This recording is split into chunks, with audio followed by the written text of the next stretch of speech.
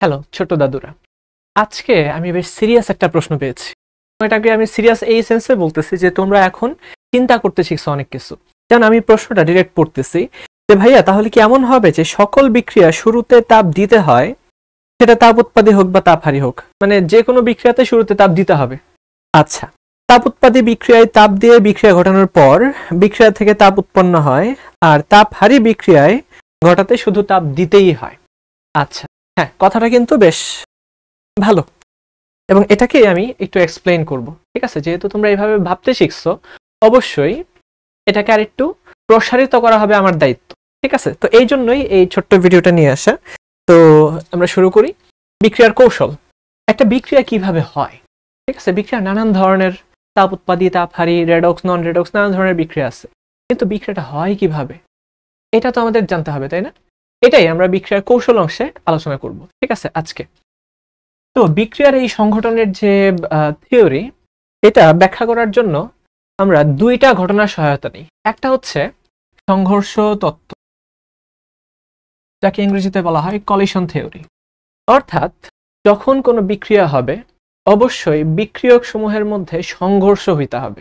যদি সংঘর্ষ না হয় তাহলে কিন্তু বিক্রিয়ক উৎপাদের দিকে যাবে না। তাহলে প্রথম এটাই আমরা একটু ব্যাখ্যা করি। শুরুতে সংঘর্ষ হতে হবে। সংঘর্ষ, তো আমরা যদি এই বিক্রিয়াটার কথা বলি, এ প্লাস বিসি, এখান থেকে তৈরি হবে এ বি এবং সি। খেয়াল করে দেখো, এই এ বিক্রিয়ক, এটা এই বিসি বিক্রিয়কটাকে অ্যাটাক করতে হবে শুরুতে। এই দুইজন অ্যাটাক করার মাধ্যমে দেখা যাবে এই বি এবং সি এর মধ্যকার বন্ধনটাকে ভাঙবে। ঠিক আছে, বি এবং সি এর মধ্যকার বন্ধন যখন ভাঙবে, তখনই শুধুমাত্র এ এবং বি এর মধ্যকার বন্ধন তৈরি হইতে হবে। তাহলে চিন্তা করে দেখি, যখন এখানে সংঘর্ষটা হবে, সংঘর্ষ হওয়ার জন্য কি লাগবে? শক্তি লাগবে। তো প্রশ্ন হচ্ছে, এই শক্তি আমরা পাবো কোথা থেকে? এই শক্তি পাওয়ার যে উৎস, সেটা হচ্ছে আমাদের পরিবেশেই কিন্তু থাকে। পরিবেশ থেকেই সেই শক্তিটা পাবে। আমরা জানি যে কোনো অবস্থায় কোনো না কোনো তাপমাত্রা থাকেই। তাপমাত্রা, যেমন আমি যদি 0°C তাপমাত্রার কথাও বলি, এর মানে হচ্ছে যে ওই অবস্থায় আমাদের 273 কেলভিন তাপমাত্রা রয়েছে। এই তাপমাত্রায় অবশ্যই তাদের মধ্যে একটা কি থাকবে? গতি শক্তি থাকবে। যে যদি কোনো তাপমাত্রা থাকে, সেই অবস্থায় একটা পদার্থের মধ্যে গতি শক্তি থাকবে। ঠিক আছে, এবং দেখা গেছে গতি শক্তিটা তাপমাত্রার সমানুপাতিক। তাপমাত্রা যত বেশি বাড়বে, গতি শক্তি তত বেশি হবে। তো এখন প্রশ্ন হচ্ছে, আচ্ছা ভাইয়া, তাহলে তাপ উৎপাদে এবং তাপহারী বিক্রিয়ার ঘটনাটা কি? আমি এটা একটু বোঝাই। এই জায়গাতে আমরা নিলাম শক্তি, বিক্রিয়ক বা উৎপাদীদের শক্তি। শক্তি বলতে আমরা বোঝাবো আভ্যন্তরীণ শক্তি বা ইন্টারনাল এনার্জি।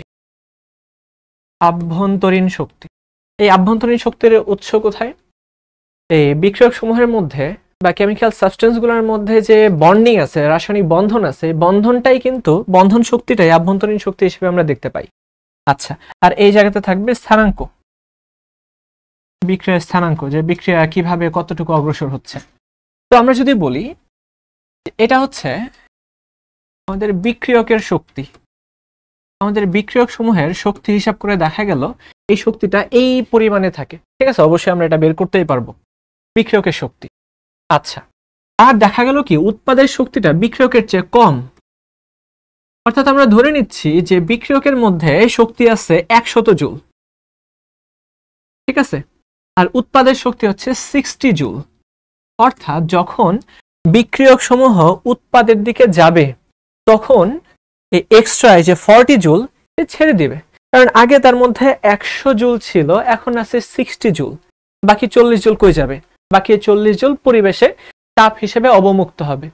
তাপ হতে পারে, আলো হতে পারে, যে কোনো অবস্থায়। ঠিক আছে, আমরা যখন বাজি ফুটাই, ঠিক আছে, আমরা যখন এটাকে বাজি তো বলে, তাই না? আমরা যখন তারাবাজি ফুটাই, তখন এখানে শব্দ হয়, সেখানে আলো তৈরি হয়, সেখানে তাপ তৈরি হয়, সবই হয়।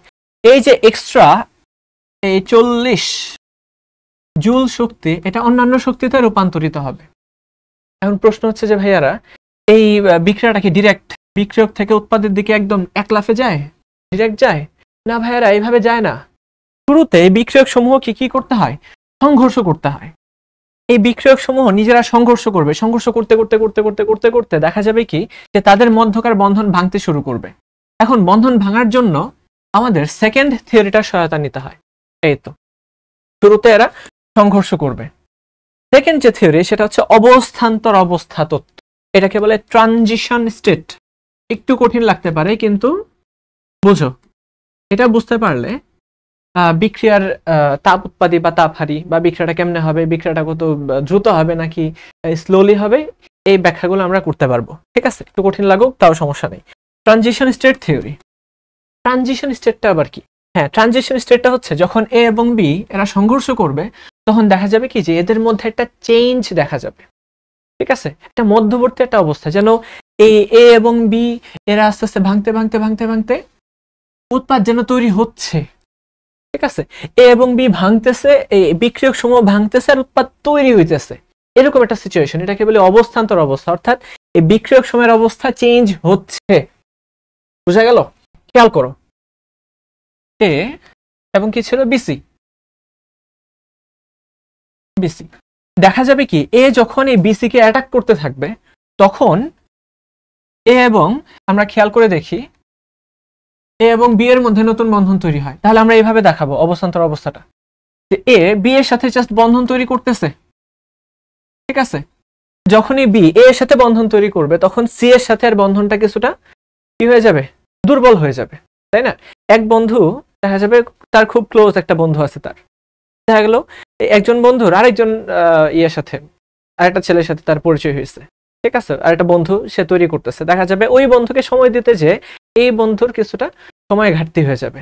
অর্থাৎ এই এ যখন বি এর সাথে বন্ধন তৈরি করতেছে, উল্টা বলছি, বি যখন এ এর সাথে বন্ধন তৈরি করতেছে তখন দেখা যাবে বি এবং সি এর মধ্যকার বন্ধনের মধ্যে কিছুটা ঘাটতি তৈরি হবে।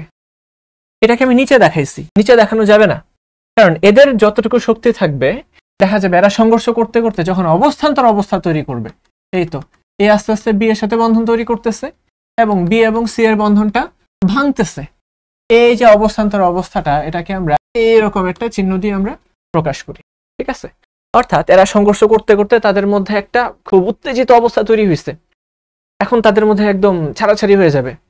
আচ্ছা, তো এটা কি আমরা বলতেছি ট্রানজিশন স্টেট। ট্রানজিশন স্টেট তো তৈরি করতে হবে, এই তৈরি করার জন্যই সংঘর্ষ লাগবে। এ যে ধূপ ধূপ করে সংঘর্ষ করবে বি এবং সি এর সাথে, তো যখনই সংঘর্ষ করবে তখন এই বি সি এর বন্ধন ভাঙতে থাকবে, এ এবং বি এর মধ্যকার বন্ধন তৈরি হইতে থাকবে। বোঝা গেল কি? আর সব সময় বিক্রিয়ক বা উৎপাদের চেয়ে ট্রানজিশন স্টেট বা অবস্থান্তর অবস্থার শক্তি বেশি থাকবে। বেশি না হলে তো সে ভাঙবে না। যখন কোনো উত্তেজিত অবস্থা তৈরি হয় তখনই আসলে সব ভাঙন তৈরি হয়। এখানে বলে না যে রাগের মাথায় কোনো কিছু করতে নাই, রেগে যাবে, উত্তেজিত হয়ে যাবে, মানে সে কোনো একটা ভুল করবে, এখানে তার কোনো একটা ভুল হবেই। তো এই অবস্থাটা এখানে তৈরি হয়েছে। ঠিক আছে, এ এবং বি এর মধ্যে সংঘর্ষ হইলো, তারা উত্তেজিত হয়ে গেল, অবস্থান্তর অবস্থা, তাদের অবস্থা চেঞ্জ হয়ে যাচ্ছে, ভেঙে চড়ে যাচ্ছে, এই হচ্ছে গিয়ে ট্রানজিশন স্টেট। তো এই অবস্থার জন্যই কি করতে হবে, সংঘর্ষটা করতে হবে, এবং সেই জন্যই শুরুতে তারা শক্তি শোষণ করে। বোঝা গেল? এটা তাপ উৎপাদী হোক আর তাপ হারি হোক, তাকে শক্তি শোষণ করতেই হবে শুরুতে।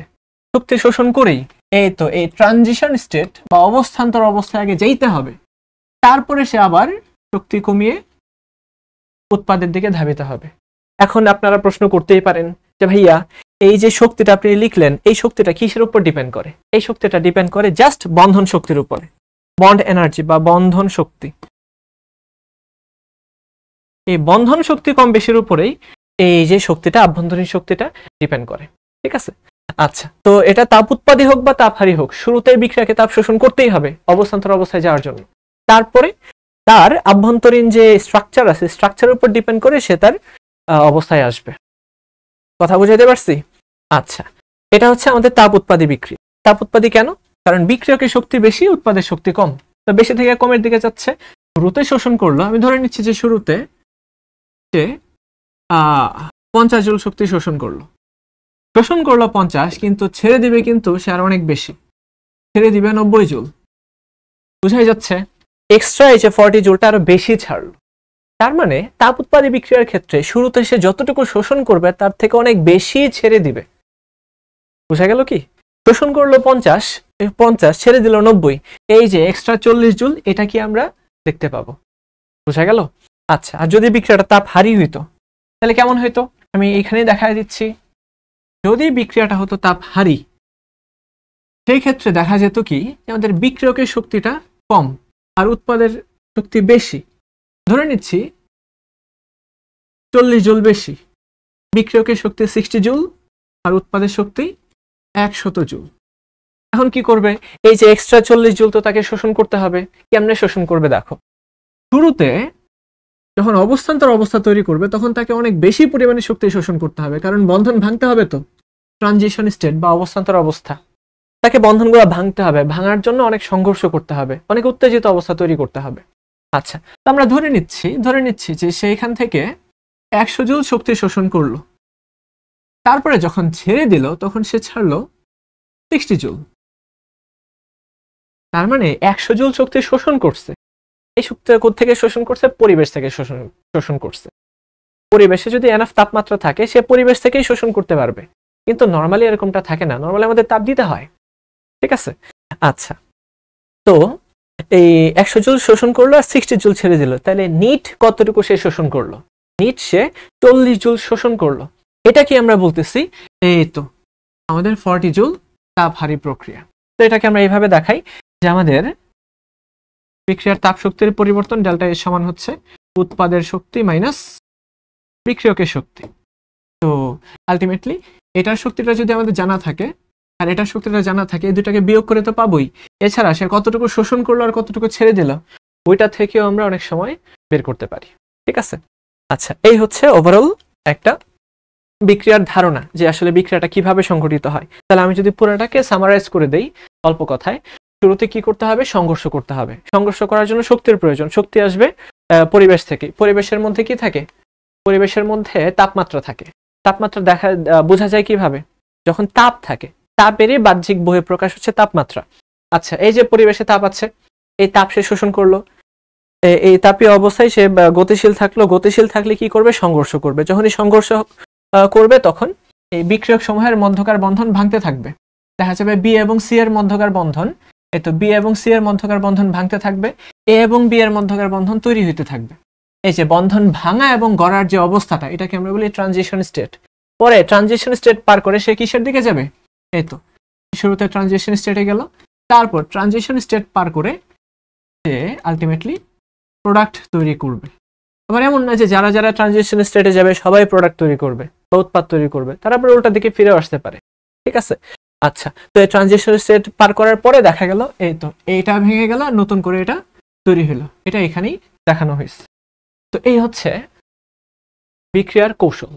এইভাবেই বিক্রিয়াটা হয়। সংঘর্ষ হবে, অবস্থান্তর অবস্থায় পৌঁছাবে। বুঝা গেল? আচ্ছা, ঠিক এরকম কিছু টপিক নিয়ে আবার হাজির হব। সেই পর্যন্ত সবাই ভালো থাকো, সুস্থ থাকো। আল্লাহ হাফেজ।